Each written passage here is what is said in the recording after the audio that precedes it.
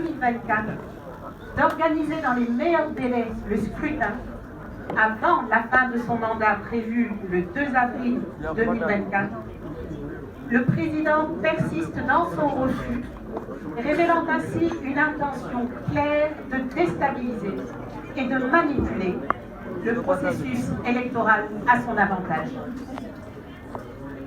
En choisissant de s'écarter de la tradition sénégalaise de transfert pacifique du pouvoir avant la fête de l'indépendance, M. Macky Sall a volontairement choisi de plonger notre nation dans une crise constitutionnelle avec pour dessein évident de conserver le pouvoir par des voies illégitimes.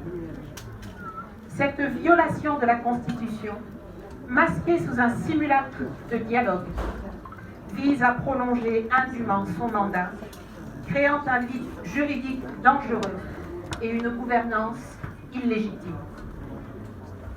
Nous sommes face à une trahison nationale, une attaque frontale contre les principes mêmes de notre République. Le peuple sénégalais se dresse contre cette usurpation.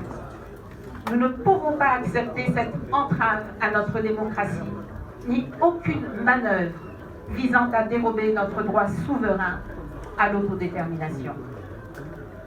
Le front de résistance, qui est composé des plateformes Aar Sunu Élection, FC25, F24, FDD, ainsi que d'universitaires et d'experts électoraux, se mobilise pour un front populaire massif, prêt à défendre avec vigueur notre Constitution et à garantir l'intégrité de notre processus électoral. Nous lançons solennellement un avertissement à tous les partenaires techniques, financiers et aux acteurs économiques nationaux et internationaux.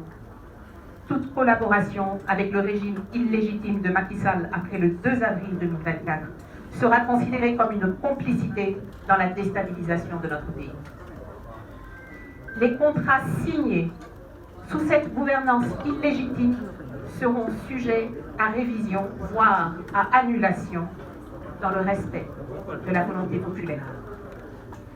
Exhortant M. Macky Sall et son administration à revenir à la raison, nous leur demandons instamment de cesser toute tentative de conclusion de contrat qui engagerait l'avenir du Sénégal et de ses ressources.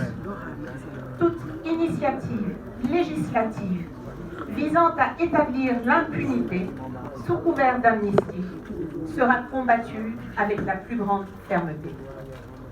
Nous, citoyens sénégalais, réitérons notre engagement indéfectible envers notre Constitution, la démocratie et l'État de droit.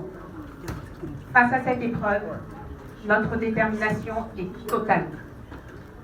Nous ferons échec à toute tentative de violation de notre Constitution et assurerons la préservation de notre souveraineté nationale. Je vous remercie.